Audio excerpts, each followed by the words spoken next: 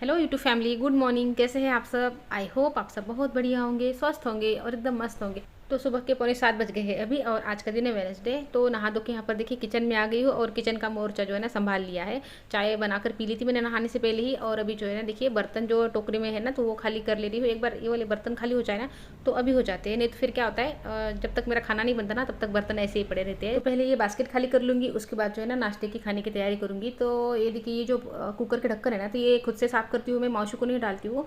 क्या होता है ना मतलब ले जाने रखने में करने में ना गिर जाते हैं ना तो उनका शेप बदल जाता है, बिगड़ जाता है, तो फिर कुकर में प्रॉब्लम आ जाती है। तो हमेशा खुद से साफ़ करती हूँ कुकर के ढक्कन, और रिंग को निकाल के साफ़ करती हूँ और सीटी को भी निकाल के साफ़ करती हूँ। अगर आपको कुकर को लंबा चलाना है ना तो उसके ढक्कन का ही ख्याल रखना पड़ता है। जो उसका नीचे का जो बर्तन होता है ना वो मेन नहीं होता ज़्यादा, कुकर के ढक्कन का ही ज़्यादा ख्याल रखना पड़ता है। तो कुकर की सीटी निकाल के साफ़ करनी है, रिंग निकाल के साफ़ करनी है, और कुकर का ढक्कन जो है ना उसका शेप बिगड़ने नहीं देना है।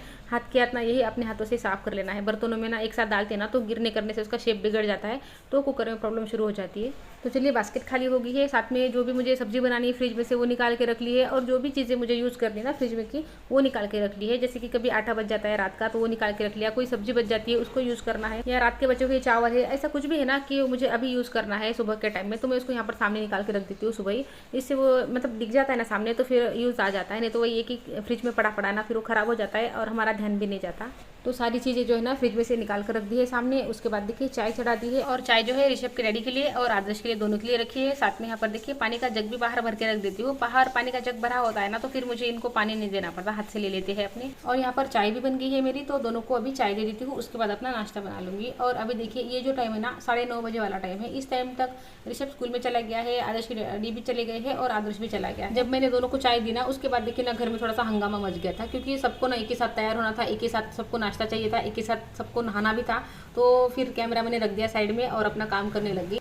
और अभी सभी चले गए हैं ना तो थोड़ी घर में शांति हो गई है। तो ये जो नाश्ता है ना मेरा और खुशी का है, और उसके बाद देखिए दूध भी गर्म हो गया है यहाँ पर, तो खुशी को भी दूध दे देते हैं। कभी कभी क्या होता है ना ले लेती है अपने हाथों से, और कभी कभी क्या होता है ना लेती नहीं है, दूध वैसे रह जाता है, भूल जाती है वो, तो फिर अभी ना उसको दूध दे देती हूँ।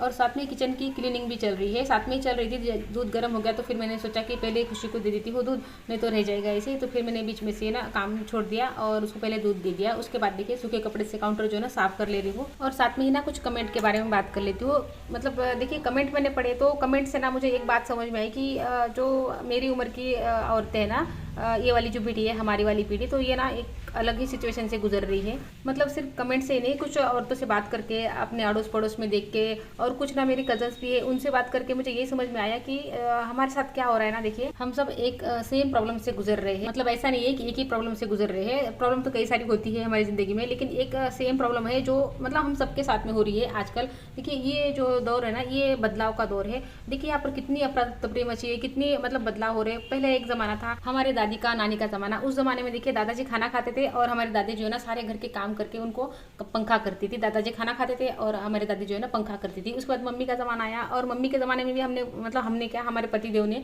यही देखा कि हमारी मम्मी भी वैसा ही कुछ कर रही है। पापा आते हैं तो पापा के लिए गर्मा गर्म चाय ले आती है, बोलने से पहले पापा जो कहेंगे वही घर में होता है। पापा ने बोला कि तुम चुप बैठो, तुमको कुछ समझ में नहीं आता है, तो मम्मी चुप बैठ जाती थी। तो हमारे जो पति है ना ये सब देखते हुए बड़े हुए हैं, तो कहीं ना कहीं उनकी सोच भी ना उस टाइप की हो गई है। वो ना उसी पुरुष प्रधान समाज से उठ कर आए हैं जहाँ उनके दादाजी थे, उनके पापा थे। जमाना तो बदल गया है, सारी चीज़ें बदल गई है, लेकिन उनकी जो सोच है ना वही अटकी है।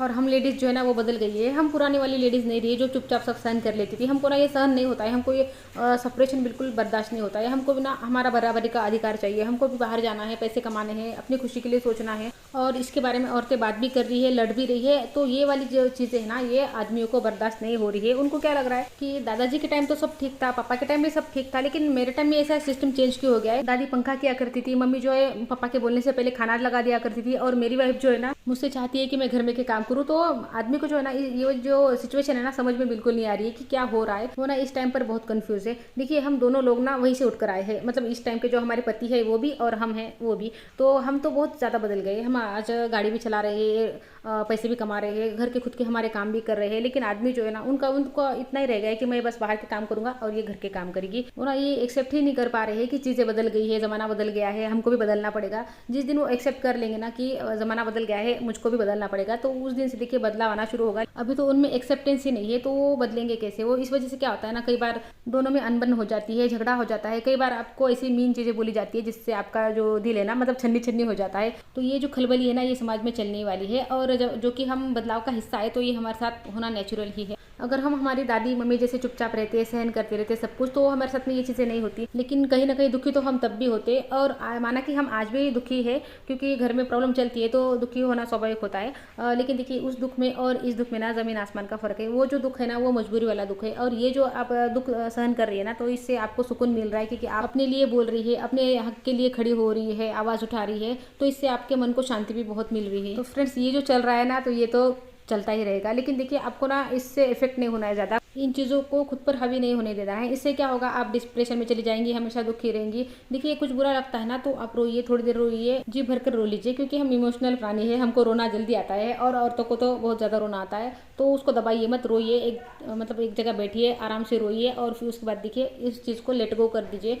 क्योंकि आप इस संघर्ष का हिस्सा है। तो ये चीज़ें जो है ना आपके साथ में हर रोज़ होने वाली है, हमेशा होने वाली है, जब तक होने वाली है, मतलब तब तक होने वाली है जब तक कुछ ना कुछ आपके पति जो है ना बदल नहीं जाते, थोड़े सा उनमें ना बदलाव नहीं आ जाता, इस चीज़ को एक्सेप्ट नहीं कर लेते हो। तो बस आप अपने हक के लिए लड़ते रहिए, लेकिन इसका मतलब ये नहीं कि आप अपने पति से नफरत करने लग जाए, गुस्सा करने लग जाए। जो बने हैं ना वो इस समाज की वजह से ही बने हैं। तो इंसान बुरा नहीं होता, हालात बुरे होते हैं, बोलते हैं ना ऐसा। तो चलिए रूटीन पर वापस आते हैं। तो किचन क्लीन करने के बाद कपड़े फोल्ड कर लिए थे, और कुछ कपड़े जो है ना प्रेस के लिए निकाले थे, मतलब निकाल के रख दिए, आदर्श लेकर जाएगा थोड़ी देर से। और एक रूम की जो है ना बेडशीट चेंज हो गई है, एक रूम की बेडशीट चेंज करना बाकी है। पहले यहाँ पर थोड़ी सी डस्टिंग कर ली, टेबल वगैरह साफ कर लिया, उसके बाद देखिए अभी पोछा लगा लेती हूँ। खुशी की झाड़ू लग गई है, झाड़ू लगा दी पूरे घर को उसने, और अभी मैं ना फटाफट से पोछा लगा दूंगी। और पोछा लगाने को मुझे टाइम नहीं लगता ज़्यादा, 5-6 मिनट में मेरा पोछा जो है ना लग जाता है। पोछा रोज लगाती हूँ ना तो टाइम नहीं लगता, अगर एक दिन बाद 2 दिन बाद पोछा लगाओ ना तो बहुत टाइम लगता है। इस वजह से मैं ना रोज पोछा लगाती हूँ, और आजकल तो धूल बिल्कुल हो नहीं रही है, तो पोछा ना बहुत जल्दी लग जाता है। और मेरा ऐसा है कि मैं रोज पोछा लगाती हूँ। ऐसा होता है ना कभी कि एक आधे दिन सुबह नहीं होता है किसी वजह से, तो मैं शाम को पोछा लगा देती हूँ। लेकिन मेरा ऐसा है कि रोज पोछा लगता है, आदत लग गई है ना, तो वो मतलब आदत जब हो जाती है ना तो अपने से काम होने लगते हैं, हमको ऐसे कुछ अलग करना नहीं पड़ता, एफर्ट नहीं लगाने पड़ते। चलिए पोछा लग गया है मेरा, और अभी जो है ना बेडशीट चेंज कर लेते हैं इस वाले रूम की। और बेडशीट भी जो है ना मैं देखिए 1 दिन में या 2 दिन में चेंज कर लेती हूँ, क्योंकि ऋषभ छोटा है और कुछ ना कुछ फैलाता रहता है, खाना पीना उसका चलता है कभी कभी बेड पर, तो चादरें जो है ना गंदी हुई जाती है। तो फिर 1-2 दिन में मैं बेडशीट जो है ना चेंज कर लेती हूँ। तो यहाँ पर देखिए बेडशीट भी चेंज हो गई है मेरी, और बेडशीट मैं इस तरीके से बिछाती हूँ ना कि जब तक अब मैं इसको चेंज नहीं करूँगी ना तब तक ये हिलने वाली नहीं है जगह पर से। पूरे चारों कोने जो है ना अच्छे से दबा देती हूँ अंदर, तो बिल्कुल सरकती नहीं है जगह पर से। तो बेडशीट बिछाने के बाद देखिए आदर्श को खाना खाना था, तो वो भी उसको खाना लगा देती हूँ। और खाने में देखिए चने की दाल फ्राई कर ली है, और इसकी क्या बोलते हैं उसको, शेपू की सब्जी बना ली है, और ज्वारी की रोटी बनाई है। और ये जो पत्ते वाले प्याज है ना ये दे रही हूँ उसको ये वाला खाना अच्छा लगता है, ज्वारी की रोटी पसंद है उसको। तो देखिए यहाँ पर साथ में दही दे दिया है, और उसको खाना देने के बाद देखिए मैं आ गई हूँ अपना काम करने के लिए। तो यहाँ पर देखिए अपना वीडियो का काम पूरा कर लेती हूँ। तो फ्रेंड वीडियो को ये रोक देती हूँ, वीडियो अच्छा लगे तो लाइक कर लीजिए, चैनल पर नए आए हैं चैनल को सब्सक्राइब कर लीजिए। तो मिलती हूँ आपसे नेक्स्ट वीडियो में, तब तक के लिए अपना ख्याल रखिए। Goodbye friends.